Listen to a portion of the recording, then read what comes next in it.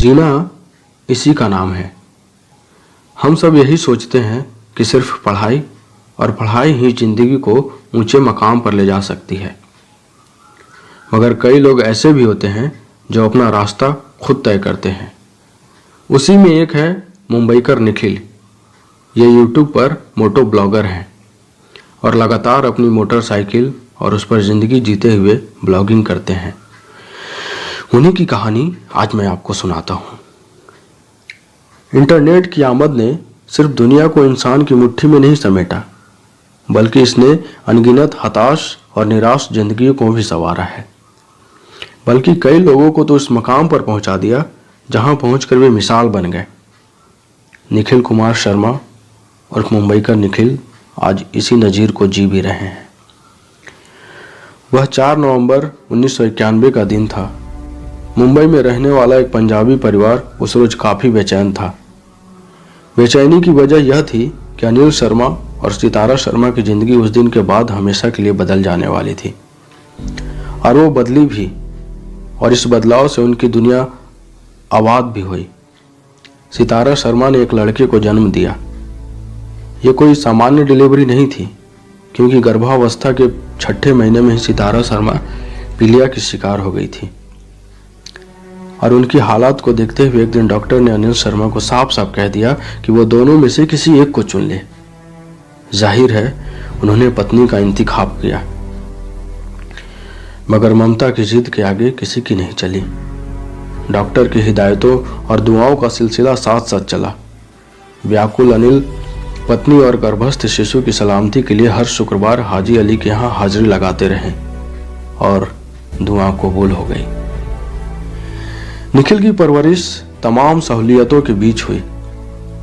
उनके पिता ने मूवी थिएटर के मैनेजर के रूप में अपना करियर शुरू किया।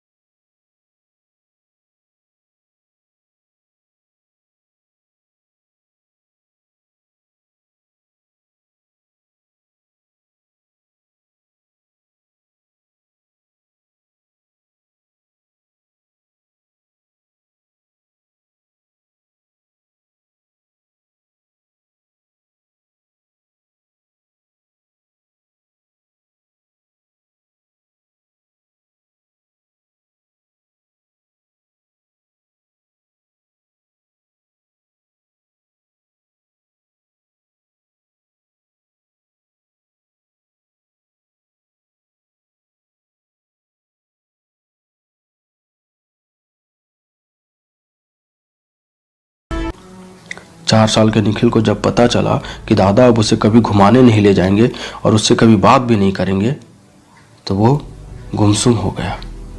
कई दिनों के बाद वो स्कूल गया, मगर उसे वहाँ कुछ भी अच्छा नहीं लगा।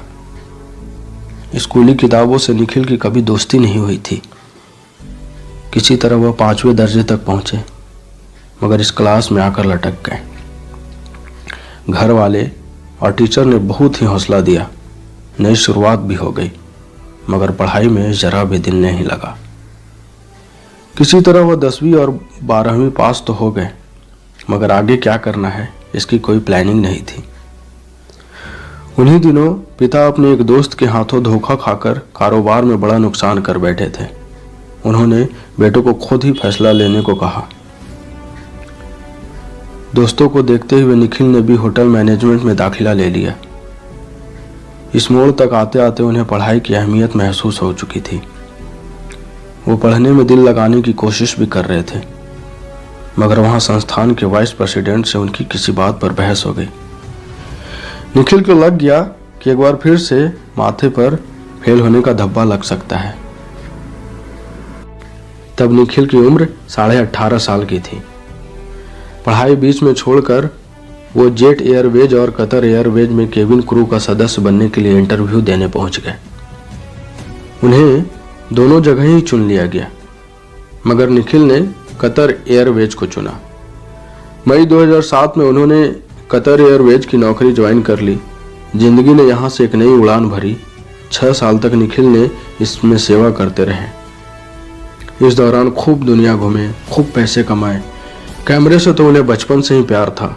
सफर के दौरान उससे बातें भी करने लगे। कुछ दास्तानें बेखबर कैमरे से कैद हो उन्हें मांसती रही।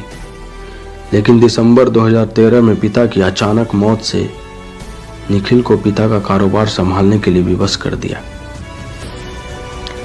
उन्होंने कारोबार ठीक से संभाल भी लिया। कुछ महीने बाद एक रात उन्होंने YouTube पर 1-2 वीडियो देखे जिनमें मोटरसाइकिल सवार सफर के दौरान बाइक की बातें भी की जा रही थी। इन्हीं पलों में ब्लॉगर मुंबई निखिल का जन्म हुआ। निखिल की मोटो ब्लॉगिंग शैली अलग थी। वो अपने वीडियो में बाइक की खूबियों के साथ साथ अपनी जिंदगी और आसपास के बदलाव को भी दर्ज करते रहे। नौजवानों पर इस मोटो ब्लॉगर के अंदाज का जादू चल गया। लाखों सब्सक्राइबर के साथ निखिल YouTube के जरिए आज करोड़ों की कमाई कर रहे हैं। न जाने कितने नौजवानों के आज हुए प्रेरणा स्रोत भी हैं। जी हाँ, आप भी हिम्मत मत हारिए, नया रास्ता तलाशिए, क्योंकि जब एक रास्ता बंद होता है तो वो चाबी देता है हमें दूसरे दरवाजे को खोलने के लिए, जो हमें किसी नई मंजिल की तरफ आगे बढ़ने को कहता है।